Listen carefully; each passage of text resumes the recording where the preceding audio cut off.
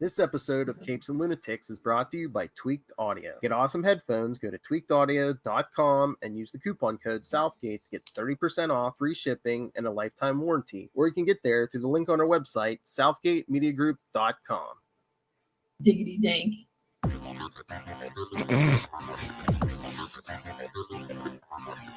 Hello and welcome back to another episode of the Nightwing News. I am Phil. Joining me as always, the number one sidekick.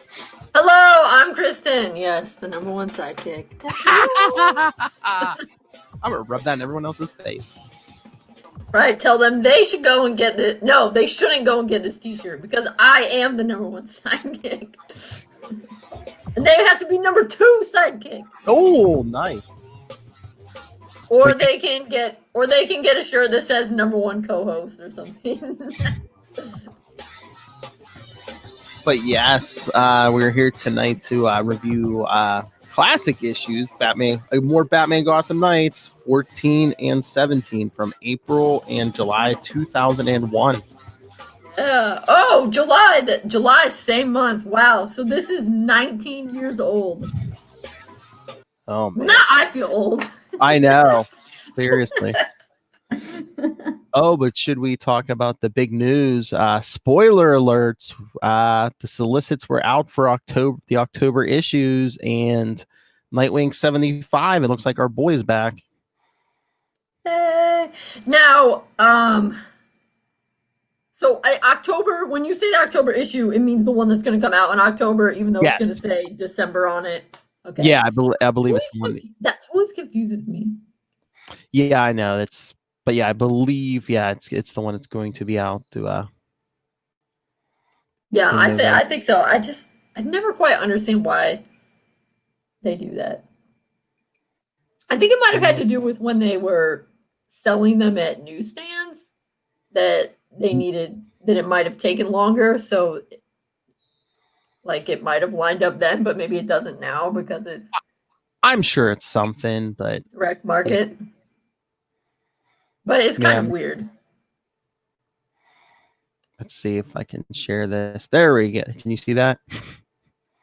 There's the cover. Oh, yes, we see it now. KG Beast. Look, there's Dick in his full costume back. Wait, I thought that was Cyborg behind him. KG Beast has an eyeball like that? Yeah, all those guys do. Oh, okay. But yeah, so if you're watching this, look, Nightwing 75. Ooh, Dan okay, I'll read still it. There. In the wake of the Joker War, Nightwing is back. But is he back for good? And does he remember B? With the help of Batman, Batgirl, his Teen Titan friends, and even Alfred, so that's another exciting woo. Nightwing must decide for himself which path to take. Then, when KG Beast discovers Nightwing is still alive, his street credibility is on the line if he doesn't go to finish the job he started when he tried to kill Nightwing and missed. Nightwing better watch his back if he wants to be back for good. Woo! Nice. But I mean, here, let me close this out. But I mean, that's like the whole thing. It's like it said he missed. No, he didn't. He didn't kill Dick, but he didn't miss. Well, maybe they mean he missed his goal. Maybe. But I saw so many reactions to that online. You know, where that first line where it's like, you know, Nightwing is back, but is he back for good? And all these people online were like, he better be. It's only been 2 years. God, has it been that? God, it has been that long. I mean, from issue 50 and to 75. I mean, that's that's a little over 2 years because that's like over 24 issues. I mean, we might have got a month or so. Didn't we get a few months? Maybe there were 2 issues, but yeah, I mean, if it hasn't been 2, it's been pretty close because it was 2018, sometime in 2018. Yeah, that's true. It was because I remember when we went to that conference in BG, he had like just got shot or something, and then Corona delayed everything at least a month or 2. So yeah, it's probably been around 2 years. Yeah. Crazy. Yep. It doesn't feel that long, which again I feel like is a sign. As you get older, time becomes. So I'm like, 2 years. And I'm like, wait, 2 years? Yeah, I remember when you're like little and 2 years felt like forever. Yeah, well, because it was. I had thought, and then once my parents were like, I was like, it's so long until Christmas. And they were like, oh, it's just 6 months. But I mean, when you're a little kid, 6 months is like a very substantial chunk of your life. That's But the when you're old, 6 months, you're like, I was gonna say that's the other curse of getting old. Time just goes quicker and quicker.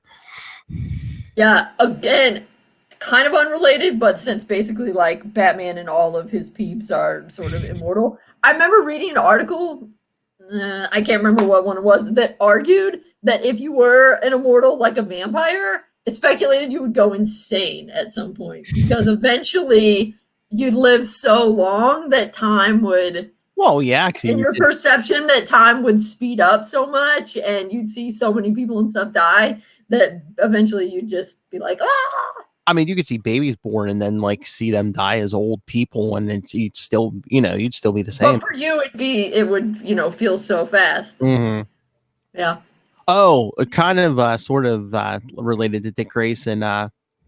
Luca discovered on DC Universe the New Adventures of Batman cartoon. It's that one. It was like one season in '77 and Yes, is that the one where Adam West wore through the voices?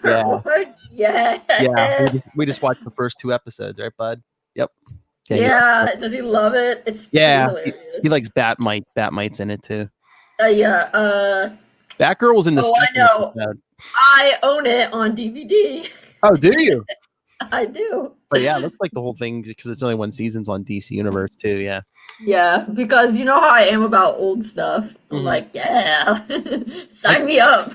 I kind of knew of it, but I've never seen it before. That's why we just watched the first 2 episodes. Yeah. Yeah, there's no Alfred in it though. That's what I was gonna say. A little bit sad. Wait, was the first episode the one with that Moon Man? That was the second one. The first one was that's the second one. Okay. The Joker steals some kind of car and it's like gonna explode. Oh yeah.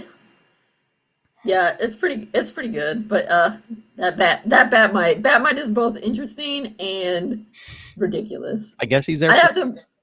Guess he's there. Yeah, because exactly.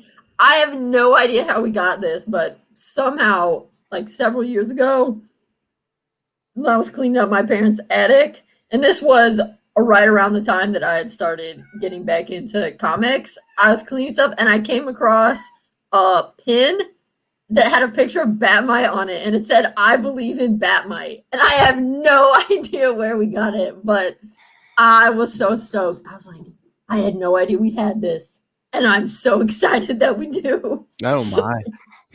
So I took it, and it's in my pin collection up in my attic. That's crazy. All right. We'll get to these issues. So much to look forward to. Yes. These issues I was just thinking, these issues are 2 of my favorites. But then I was like, but I don't know. I have to say that all of the things that I like in Batman Gotham Knights are like all my favorites, because I can't decide what's my favorite of my favorites.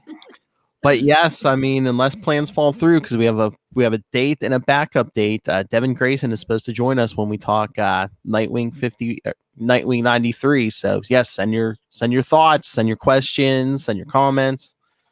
Woohoo!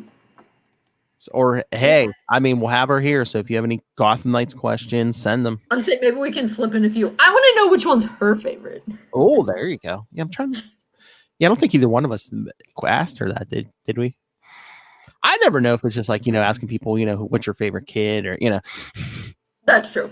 Maybe we should say what ones were particularly, I always like to ask, what were particularly fun for you to write? I feel like if I ever interviewed someone that did like movies or TV, I'd want to know, what was the most fun you had making it?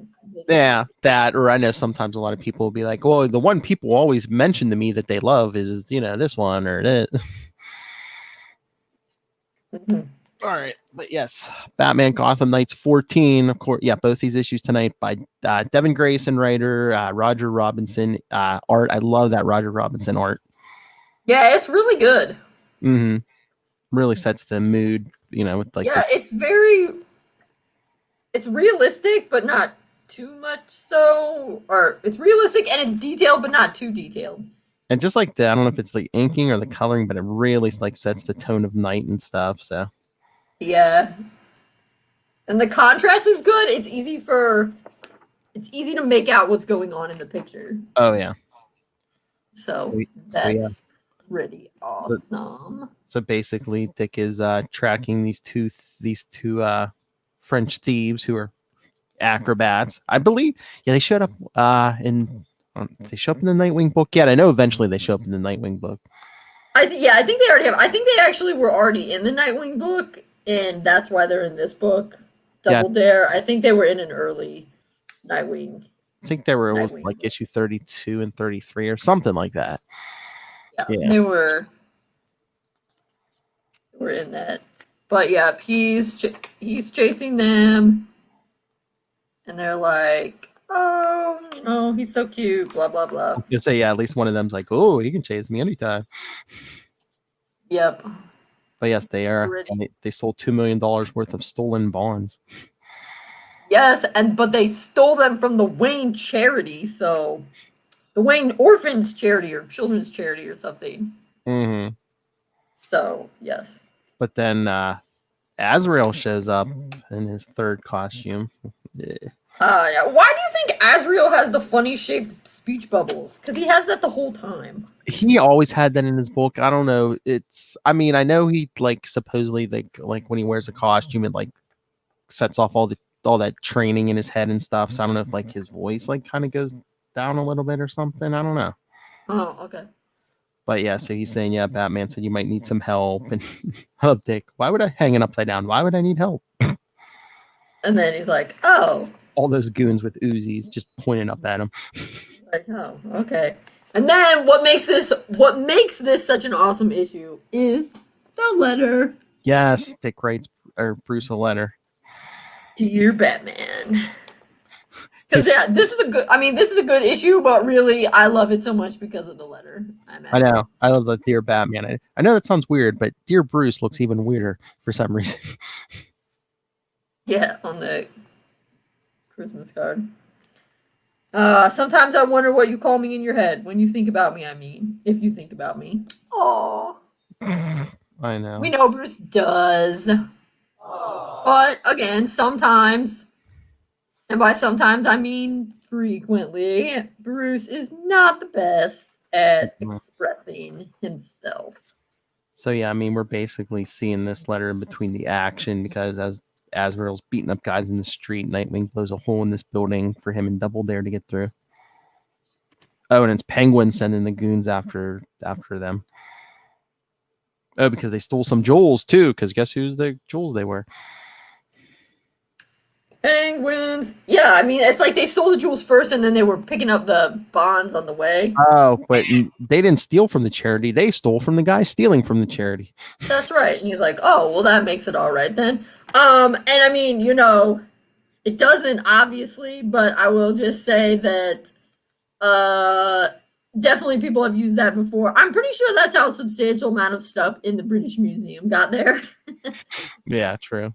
They're like, oh, Greece, we bought these. And Greece is like, we didn't sell them to you. They're like, well, but we bought them from someone, so that means it's okay. It's kind of like that. So yeah, they must be. So they actually are in Gotham, though. Yeah, that's not clear, and then until there. So they're like having their discussion. He's like, But yes, he takes off as they're arguing. But the letter, he's talking about, reading those files of Bruce's, because remember last episode. Yep. I guess it was the first time I was ever sure that you sometimes wondered the same kind of things. And I don't want you to wonder about me. I want you to be sure. Yeah. It's so beautiful. Didn't that foul tell him he's sure about, if Batman's sure about one person, it's Dick Grayson. Come on. Yeah, but I think that, yes, I mean, I think that's true. But I also think that that's a very Dick Grayson thing to do, to say, to be like, I just want you to be extra sure. Yeah.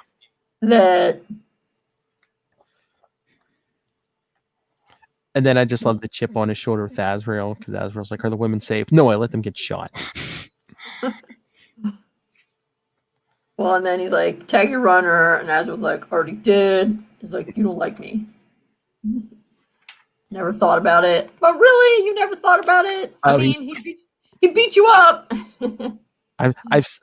No, you know, I think it's Dick trying to be polite. I've seen you with Robin. Yeah. You like Robin. You got a problem with Robin? How dangerous is this penguin? Yeah, he's pretty dangerous, dudes. You should return this stuff. And then they're all like, "Oh, you live in Gotham? Oh, hey." Yeah, Double Dare's talking in French to Azrael. He's talking to them in French, almost like they're both flirting with him. Yeah, no, I think they are, because they're like, "Hey, do you live in Gotham?" He's like, "Yeah."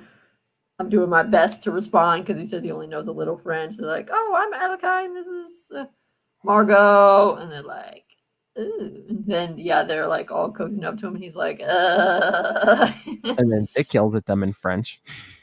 Says, "Hey, are you amused?" And he's like, "Gotta take the stuff back." Yeah, he's like, "Until you take those jewels back, the penguin's gonna just keep sending guys after you. And until you take this charity money back, you're gonna have meat on your tail." Like, and then Azrael doesn't realize. He's like, "I guess I'll stick around." And then they run off. And Nightwing's like, "Come on, this is the fun part. We're basically playing tag." I know Azrael's like, "Think they'll lead us to the money? Not a chance, but they'll get tired before we do. Then we can renegotiate." Yep. So that's good. But yeah, Nightwing's asking Azrael, "Did Batman teach you French?" "No, something the Order taught me. The Order of Saint Dumas, of course." And Azrael's like, "Did he teach you?" "Believe it or not, pal, I did know a thing or two before I met Batman." Oh, it makes sense. He would know languages from being in the circus. Mm-hmm. Oh yeah, traveling and everything. Yep. There were probably, people who spoke other languages there. All right.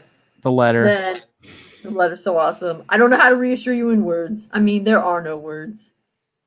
What am I, Bruce? Your son, your trainee, your soldier, your sidekick, your ward? Yes, it is interesting that we have these thoughts. Maybe it will get resolved soon." Foreshadowing, yes. Ward, I hate It's that. foreshadowing indeed. It stopped having any meaning the minute I turned 18, and I was afraid I would too. Stop having meaning, I mean, for you. So in the absence of binding words, I try to show you who I am in action. And then I find I can't stop moving. But as he's showing Bruce, as he's thinking this through, he's also showing that even though he's not a huge fan of Azrael, he's still, helping him out. Yep. No hard feelings. Oh, and here's the big one. Sometimes it's because I feel like I have to keep up with you, and sometimes it's because I feel I have to keep ahead of the others. Yep. Which does make sense on the, because I can see that. I mean, I don't think that Bruce means it this way, but of course, because he's kind of stinting with praise, I feel like a lot of them feel like they have to compete. Oh yeah. You know who I really feel like that's directed to? I feel like that's directed to the fans. Oh yeah, yeah. I feel like the fans of these different Robins. I mean, that's funny. I read that book by the NPR guy Glenn Weldon, The Caped Crusade: Batman and the Rise of Nerd Culture, and it was pretty interesting. Although I wish he had done more with the rise of nerd culture aspect, because most of the Batman history I already knew. Oh, yeah. But anyway, part of his big thing was about how basically there's a subset of very vocal, very intense, and often angry fans out there, and you can almost never please them. It particularly was evident with the Batman movies. Like, they will always find something that they don't like. And I feel like maybe this is a thing with comic book fans. I feel like it's also kind of a thing with Americans. It's just kind of a thing that we like complaining about stuff. So, I don't know if Devin wrote that like that too, because Dick says, sometimes I wonder if you gather these people or if, you just pull them in by your magnetism and stuff. I just wonder if that's just like the big thing, is supposedly Batman's a big loner, but he probably has the most sidekicks in like modern pop culture, probably. Oh yeah, I know. Yeah, I remember reading another article. I think it was, again, many years ago, and it was kind of a joke, but it was on that comedy website, crack.com. And it was about how Wolverine is the second. They're like, Wolverine is the second best at everything. And they're like, he's the second best hero. And one of them was, Wolverine is the second best at being a loner hero who's really not a loner. And they were like, the first best is obviously Batman because. Oh, yeah. And I was like, oh, so true. Batman. Yeah. So, right. Oh, anyway, where I was going on this long tangent was I feel like fans of the Robins, we always love to complain that our favorite Robin is not treated as well as all the other Robins. Who, Dick? I feel like our favorite thing is our Robin being awesome and kicking everyone's butt and us being like, yeah. And then our second favorite thing is our Robin not doing that, so we can go on the internet and Twitter and stuff and complain with everyone about how they're not giving our Robin his due and blah, blah, blah. I just think they kind of like, I don't know, they kind of hurt, they kind of dumb Dick down sometimes because he's so much better than Batman a lot of the time. Don't want to show him up. I mean, maybe, and because they want to have, all the different Robins. Mm-hmm. They don't want them to be carbon copies of each other, and so when they did, I mean, the first Jason was very much a carbon copy. Then they gave him a very different new origin. Oh, which actually, that was a very interesting thing that was in that book.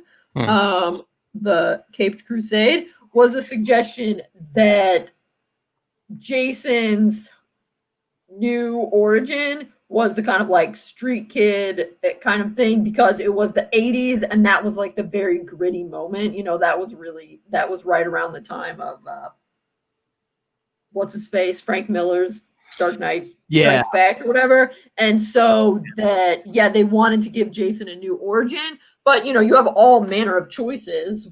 I mean, basically the only thing you can't do is trapeze artist. So why did you decide to do this? This, street kid, and it was like, because that's gritty. Yeah, except they had to do something because he literally was like a placeholder for Dick Grayson. He was a circus acrobat, and he wore the suit half the time. You could have. No one even knew there was a difference. Right. Anyway. Oh, but I feel. Yes. I was going to say. So it works because, of course, that's one thing. I mean, even when you love your siblings, there's always a little competition going on. Oh, yeah. And then we get to that's happening with the bad kids as well. As they're chasing Double Dare. We get to the part of the letter. I mean, here it is. Yes, right. It comes out and says it. You eventually yeah. Good. Okay, you eventually heard me out on the issue, but I don't think you ever really got how much it hurt me when you chose Azrael to stand in for you instead of me. The only thing I hate more than wearing that cape and cowl and imagining a world without you in it is watching someone else do it. True enough. Well, yeah, I mean, we're going to get to that in a couple months here in Battle for the Cow. Yeah, although I think it's different. I think it would be different later in certain others. I mean, Azrael doing it is particularly galling and particularly hurtful because, like, who the hell is Azrael? Exactly. Yeah, I mean, like he's just some guy. And again, in that Cape Crusade, he does talk about the same thing you and I were talking about. That that was kind of a thing. Like, oh, you want this badass Batman? Okay, we're gonna give it to you to show you that it's not really what you want. So I get that. Like, they should. It makes sense why they did Azrael because you couldn't have made Dick that Batman. Yeah, like, that's not consistent with the character. So if they wanted a Batman who was, like, too intense and crazy and, oh yeah, they had that plan. They had to come up with a new character. But I do appreciate so that makes sense. But when they also acknowledge in the comics that while it made sense in a sort of outside world perspective within the logic of the comics, it doesn't really make sense. So you need to explain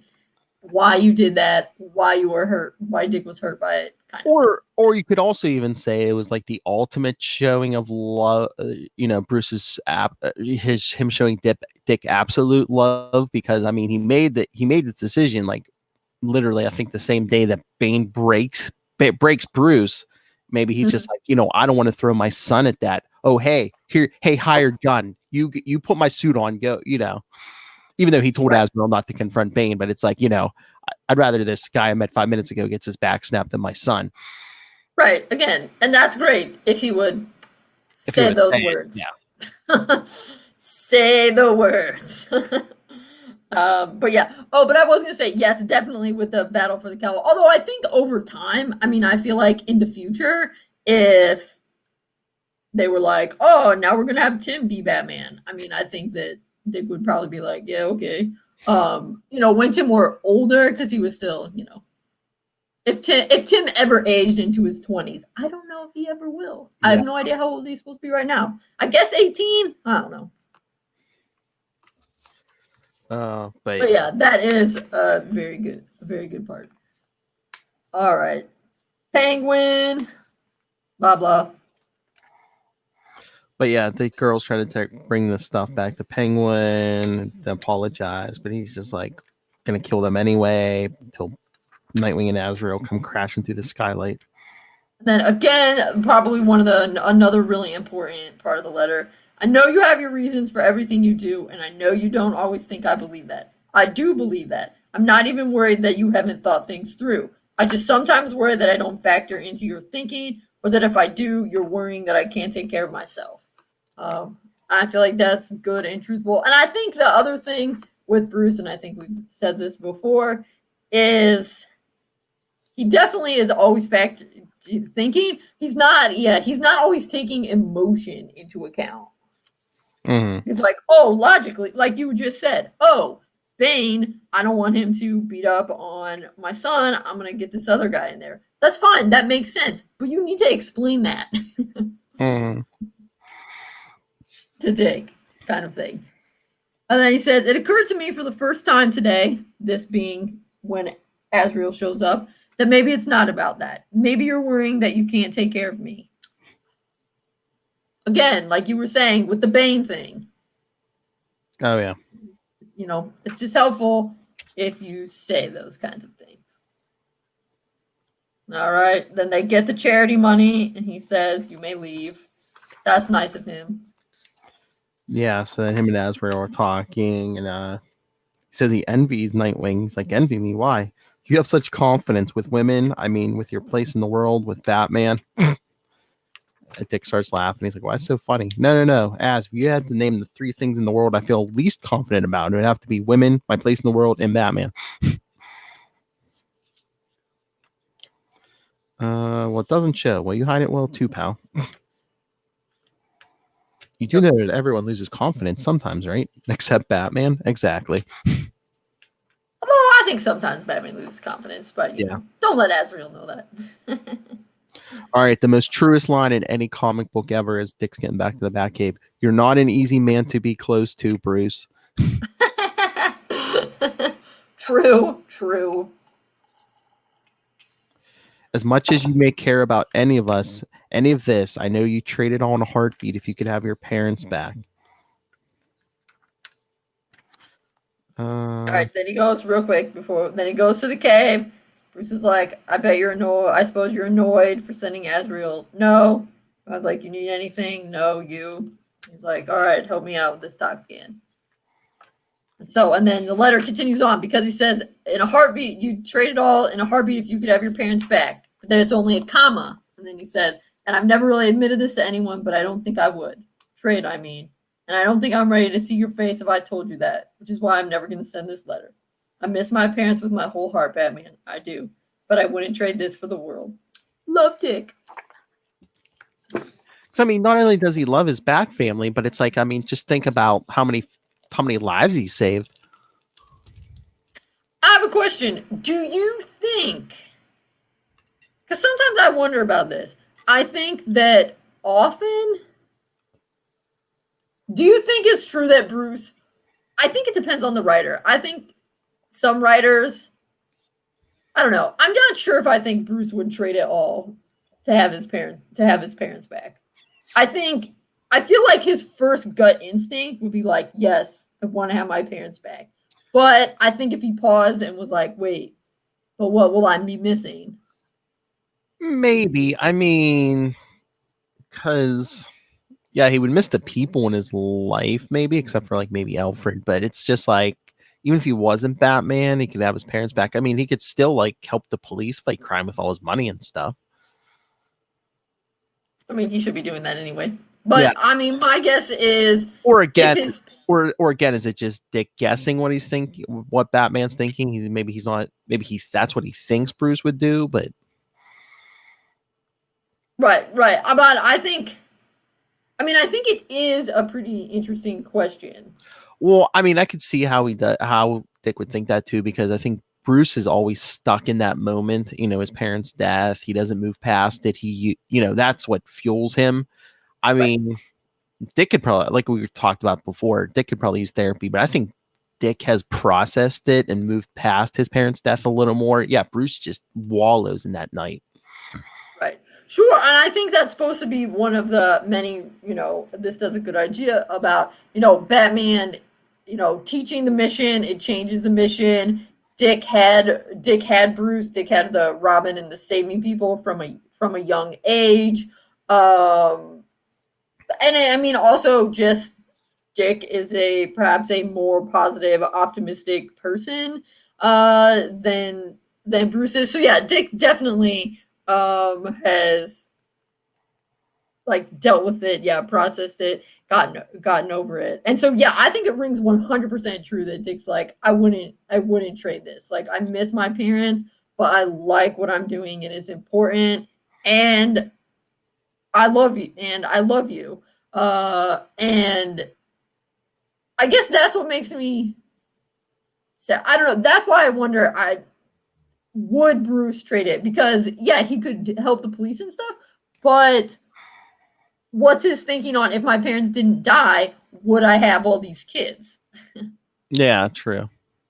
That's where I feel like it comes in. And always in the back. When you think about it too, and when you think about it a lot, then like it gets really sad, because you're like, I wouldn't trade this life I have with you for the world, but I know that if you had a chance to have your parents back, you would. Like, that kind of sucks.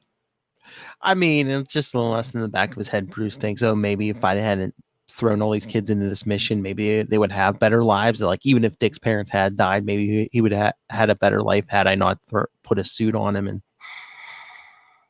right. I mean, I don't know. And maybe Bruce thinks like, oh, well, I could have still adopted all these kids if I mean, look what happened to Jason. Batman. What? Sorry, what? And look what happened to Jason. Right. Yeah. Although, I mean, Jason could have died on the streets anyway, but yeah, it's interesting. But I also think sometimes, I mean, because there's been a number of things where Batman does have instances where his parents are back, mm-hmm. and stuff's always going wrong, and he always realizes like, I can't have this.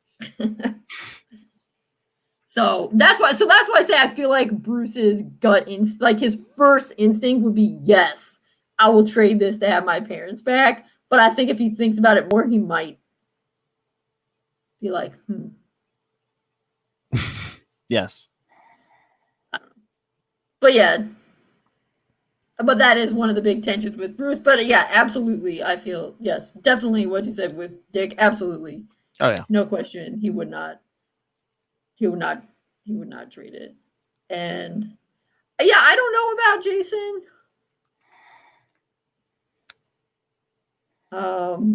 And I don't know. I mean, I guess Tim always, early on he was like, I'm gonna do this and then, go back to regular life. But I feel like Tim's probably also in that boat that he wouldn't trade it. Yeah, I don't think. I think also the comics have push more that Tim's parents weren't that great. I mean, I feel like in the beginning they were fine, but I I mean, don't know. in the beginning, I mean, they were kind of absentee parents. They were always like traveling around the world. He was like in boarding school and stuff. Yeah. But anyway, So that's an awesome one because, yep, Dick admits I was hurt with Azrael, but I'm dealing with it. Starting to understand. Maybe you're worried you can't take care of me. Not that I can't take care of me. And I wouldn't change my life even if I could have my parents back. And he signs it, love Dick. So beautiful. Oh, yeah. All right. Next one. Batman Gotham Knight 17.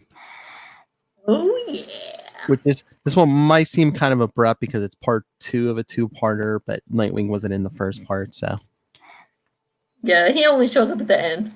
Manitoba. But the gist, I mean, I think it's pretty well explained in here, but the gist is the bad guy, Matatoa. Yeah, he says he's an immortal warrior, and he, when he kills someone, he absorbs their skills and stuff, and he tells Batman, if you let me kill you, not only will I absorb all your skills, but I can, I'll become I'm kind of immortal, and I'll be able to protect Gotham forever. Yeah. So that's kind of thing. So we start out, Dick's popping in. He says, well, because Dick shows up, I think, on the last page of issue 16. And Maybe, so he's like, okay, I took Matatoa to Arkham, and then he's, they have a little moment there where Bruce is like, I don't want your cop gun in here. He's like, seriously, you're going to make me drive all the way back to Bloodhaven just to drive back? But he's putting in some kind of safe. And then Dick is saying, I know you have mixed feelings about the cop thing, but I would like for you to have faith in me that if I think being a cop in the day is the best way to help cop in the day and Nightwing at night is the best way to clean up the city, you'll trust me. Bruce like, why are you in Gotham? And so finally he says, all right, I'll just say it. I love he's always like, surprise, surprise, you're making me do this the hard way. Okay. Although, like, why is it that hard to just be like, Barbara and I are dating? I don't know. Maybe he's worried Bruce doesn't want the help fraternizing. I don't know. I guess. But wants his blessing. Okay. Things that progress. Noted. And then Bruce is kind of like drifts away. Well, he's like, yeah. He's like, we're kind of dating, a couple, and Bruce is just like, noted. Like, what? Noted? I thought you'd be happy. And then classic Batman, who says I'm not. Yep. Suit up and meet me in Arkham. These are the kind of things, like, it's kind of funny because on the one hand, you're like, come on, Dick, you should have expected something really understated. But on the other hand, you're like, come on, Bruce, want to kill you to show a little actual emotion. I know. What do you think? He's going to crack a smile or something? I don't know. Then we see a doctor talking to Manitoba. He busts out. Yep. And then we have this moment where Batman's driving. He says, tell to Oracle's like, oh, guess what? Manitoba's already out. He's like, tell Nightwing to take the south route. Oh, he's in town. He's like, you don't have to dissemble with me, Barbara. He's like, oh, okay. So she's like, oh, fine. He told you, and she's thinking he didn't tell me he told you. So, like, you're in so much trouble. What did I do? You told him without telling me. You told him. I'd be like, I told him 5 minutes ago. Come on. Right. I was like, it was the right timing. I made my move. He was fine with it. It's not a problem. And if it hadn't been, would that have changed things? Like, well, let's table it. Well, no, she says anyway, table it. Actually, like, and your beloved mentor wants you to search the south route. On it. I mean, she's right to be worried. I mean, I can't imagine. I don't know. It's kind of up in the air. I mean, they don't have Bruce being like super effusive. I don't know. I feel like Bruce didn't really disapprove that much of Dick dating Corey. I felt like they kind of retconned more disapproval in after they broke up, and Dick was more in the Bat Family books. Well, I think not so much in Titans. Oh, what issue was that? What issue? There was some issue. Was it year one? There was something that, or maybe it was a Gotham Knights after Devin left. That I know there was some issue somewhere where Barbara mentions about Dick and Corey, and Bruce is like, the alien. That's not going to last. I don't think Bruce didn't disapprove, but he was like, it's not going to last. Yeah, but I feel like that's a later thing. That's because I mean, in one of the earlier versions of New Teen Titans, when they first start dating, they like go on a date. Like Dick takes her to Wayne Manor because he has like a broken arm or whatever. He's like, yeah, we're gonna go. So I feel like, but they didn't really have to deal with, because at that time Dick was, in New Teen Titans, and it's pretty separate from Batman stuff. Anyway, I can't imagine Bruce disapproving of Barbara because she's awesome, but I suppose it is a concern because Dick really does want Bruce's approval. It's his friend's daughter. Come on. Right, exactly. So, but yeah, and he's like, don't engage. He's like, oh, come on, just one little kick. Yeah, because they find him. Yeah, he's back in the city, the LexCorp parking construction site. Yeah, Nightwing's closest. Nightwing corral, but do not engage. Oh, come on, just one little kick. I love you, call Matt. I hear you're looking for an undefeated warrior. My record's not so bad, And then, Dick flips and like grabs the katanas off his back. Yeah, it hits him, catches him. They've got it, but then. Oh yeah, because Dick's just flipping out of the way. Matito is just like shooting at him until Batman shows up and just like, don't try that again. Anyway, he's still fighting him, and then Batman's like, enough. And then he ties him up, or he's trying to tie him up. Well, he knocks them over the edge, and Batman's hanging there by his hand, and he's like, all you have to do is let go. He's like, Gotham will be protected forever.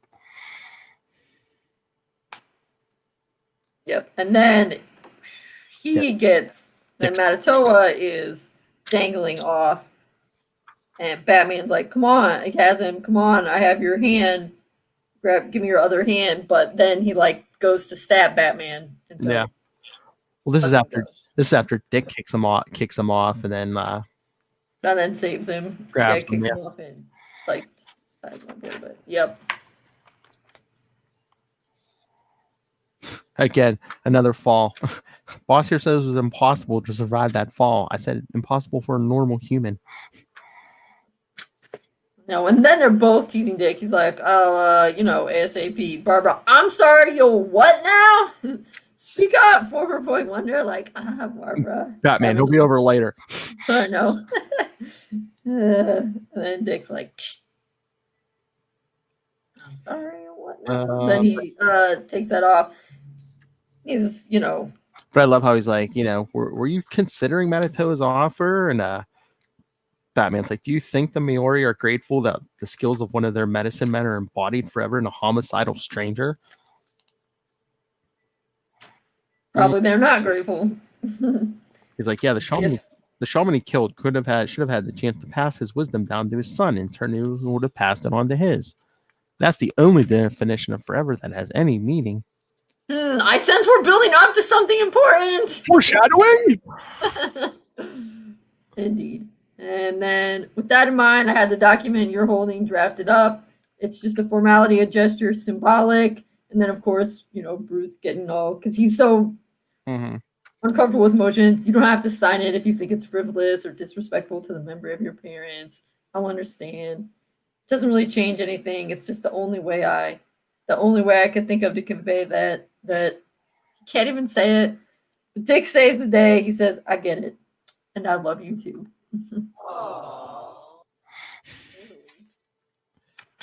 Got a pen. There's one thing I need you to promise me. Anything. And then Batman's looking at Jason. Nothing's gonna happen. Sorry. Nothing's gonna happen to me, Bruce. I was trained by Batman, remember? I'm not going anywhere. And then he points out, listen to me. I know this must feel like such a huge risk to you, but the unsafe part is already over. You've been living with the danger for years now. You know, Alfred and Barbara and Tim, John Paul and Jim and Leslie and Cassandra. You already have people you couldn't stand to lose. You already have a legacy, Bruce. You already have a family.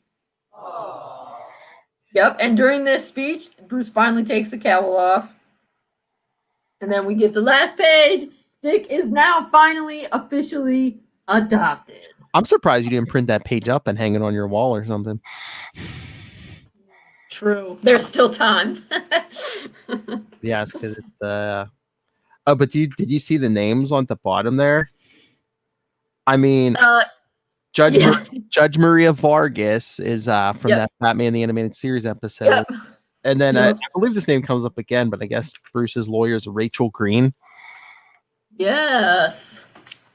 No, it's Rachel Dawes that's in the. Yeah, no, I believe Rachel Green Jennifer Aniston's character from Friends. Yeah, it is on Friends. So maybe we should ask Devin that. Were you a fan of Friends? Is that because I believe they bring up Rachel Green again? Like, we were talking about Bruce's lawyer. So. Oh, okay. Yeah, it's funny. Because she wasn't a lawyer in that show, so yeah, we should ask Devin. But like, were you a fan of Friends? Well, she's actually legal representative.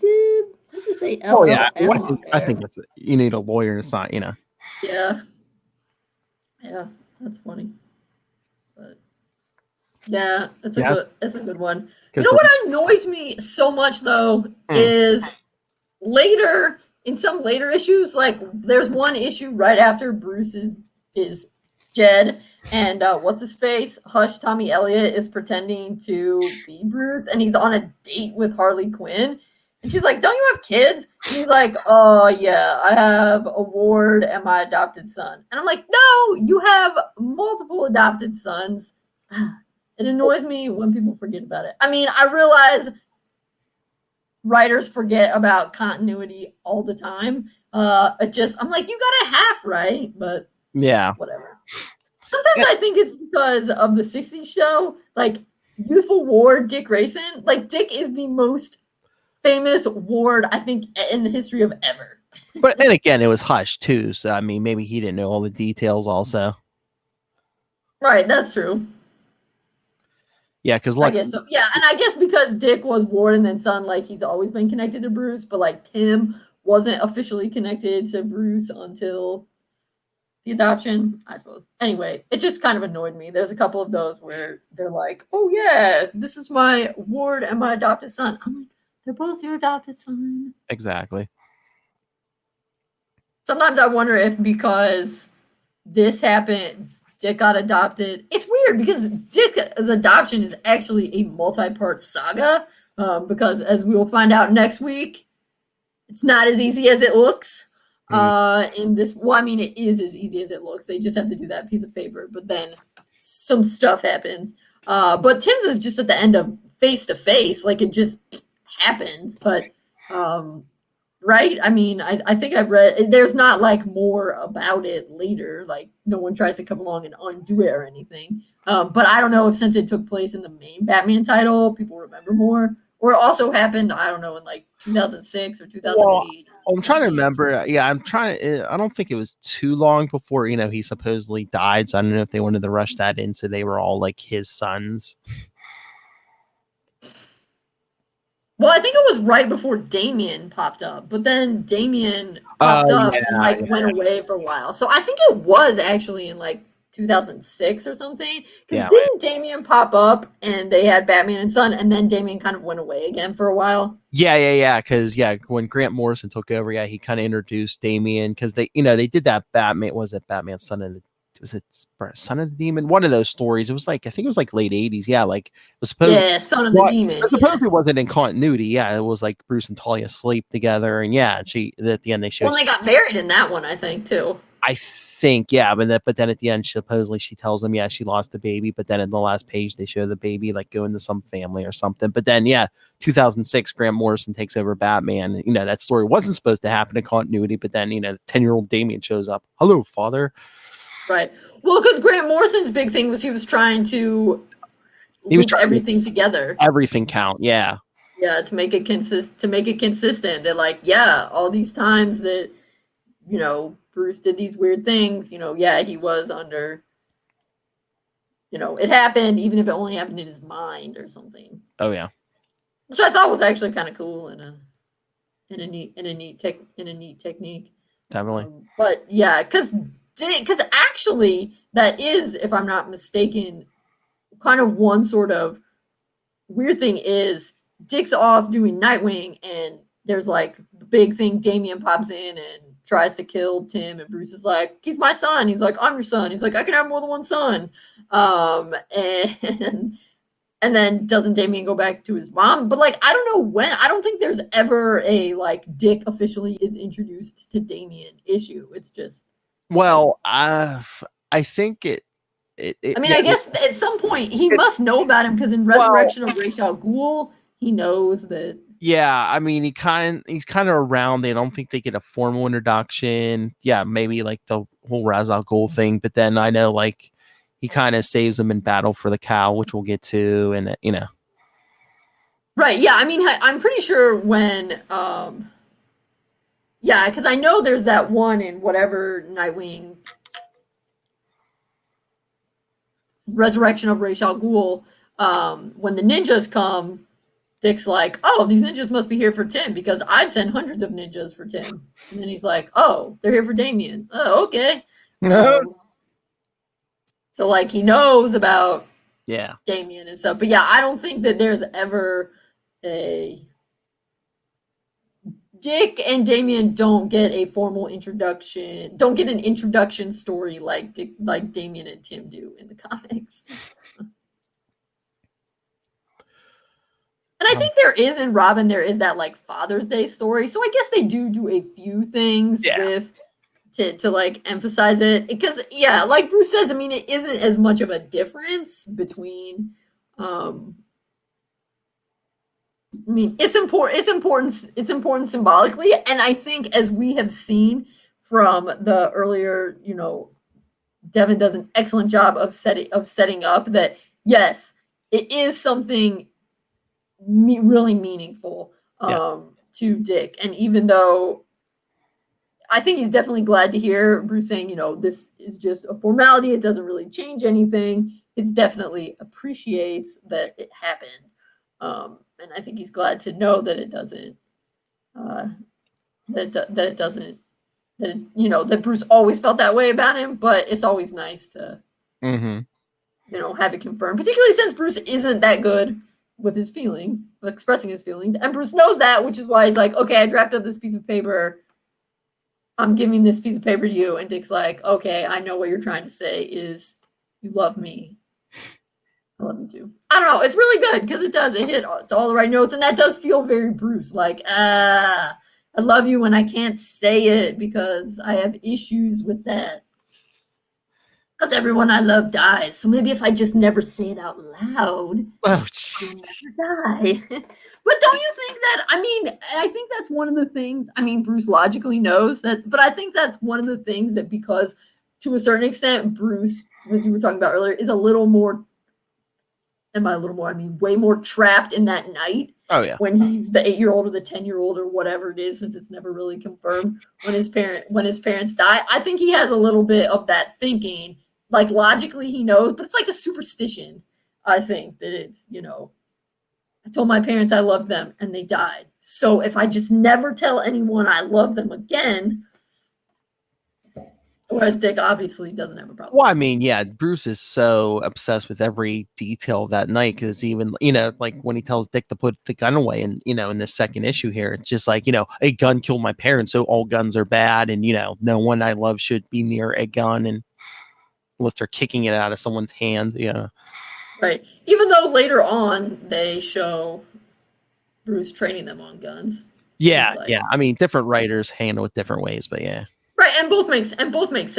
Bruce would actually be an idiot if he didn't have Robin did himself train with guns because everybody else uses guns. There's a story with like Deathstroke and another guy in Detective Comics in the 90s, and like the only way like Batman can stop this guy is with a sniper rifle, and they're like, oh, you're gonna have to kill finally, huh, Batman? But he just like uses a sniper rifle. He makes such a great shot. He just like shoots a gun out of a guy's hand. Well, it's like you don't have to kill someone with a gun. Yeah, no. I mean, you could like shoot their foot or something.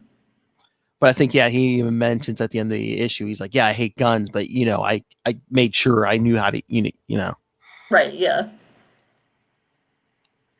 Exactly. Well, and I mean, the thing is, I think that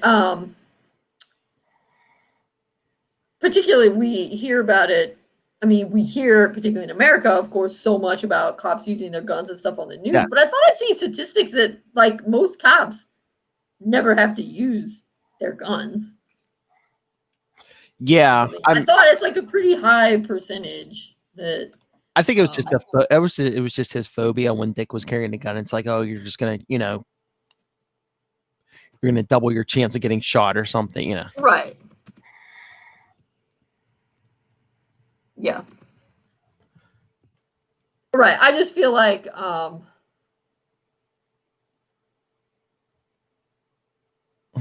yeah, just looking up Pew Research. Pew. But yeah. It says, in fact, only about 27% of all officers say they have ever fired their service weapon while on the job. So. I mean, I mean, I would expect some. I mean, that's like pretty nuanced. But I would kind of expect someone like Bruce to know that. That just because Dick is a cop and carrying the gun, there's a pretty high likelihood that he will never have to use it. And also, wouldn't you trust? But yeah, I think you're right. I think it sometimes comes off as Bruce is like, I don't want you using a gun. But I think, again, I think it's because Bruce has emotional issues that he's projecting that. And really his issue is, I don't want you to get hurt. And now you're twice as likely.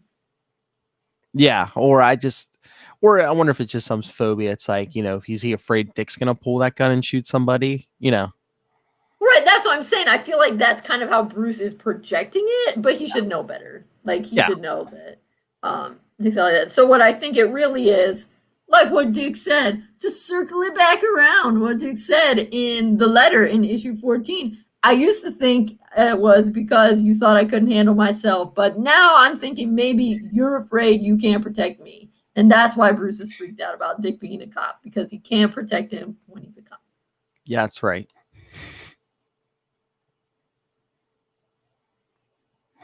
All right. So anything else on Good stuff. I think that's everything. I can't even decide which one I like more. I love them both so much. Yeah, I mean, I like the whole interaction with him and Azrael, but I mean, the whole Manitoba thing. I mean, again, it's a big setup for the adoption. So, right. I mean, that was a very clever villain. Yes. That someone who, it's a really excellent. And I mean, even though it's a couple issues before, I assume they are plotting this stuff out sort of long term. But yeah, 14. Well, I mean, 8 through 11 tie in very well as well, because Bruce, granted it's, with the files, but then granted it's Hugo Strange, and Hugo Strange is not as mentally well adjusted as he likes to think. Doing this stuff, so it's not necessarily true, all of it, but we do. Hugo's setting some things in there where, like, oh, you want Bruce to be your dad, and Dick's kind of like, oh, not my dad, but like kind of. And then Bruce saying, you don't really have a relationship with Bruce, and neither do I. And then of course the stuff in there, Dick, I wouldn't change this for the world. Signing it, love, Dick. And then yes, the Manitoba. It's it's a great kind of villain that really gets Bruce thinking.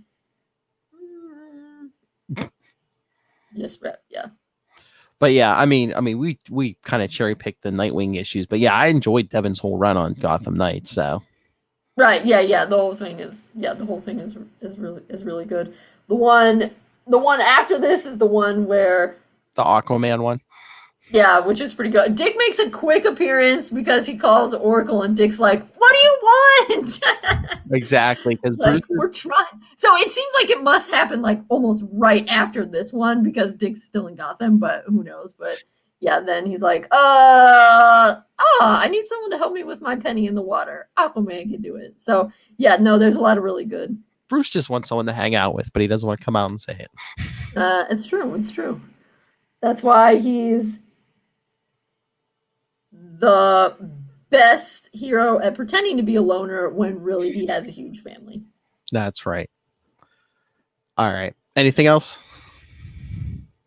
I think that about wraps it up. If you haven't read these 2 issues of Gotham Knights, you need to do it immediately. Oh, forget that. Read the whole run, especially the Devon issues. I mean, they're so good. Yeah, I think she writes up until 30 something or around 40 or so. I forget. Yeah, something like that. Yeah. Yeah. But yeah, it's a really good run. I can't remember if they're collected somewhere. I mean, again, we're gonna have Devon on here in a few weeks, so send your thoughts, questions.